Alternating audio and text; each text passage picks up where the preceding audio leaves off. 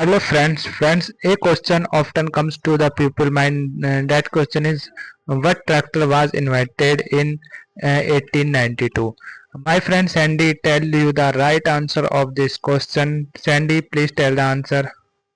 Williams writes in his first chapter, The Birth of the Tractor, in 1892, when John Froelich built the first mechanically successful gasoline tractor, he explored a new technology. In this video, that's all. I hope you like this video. If yes, please hit a like button. Thank you.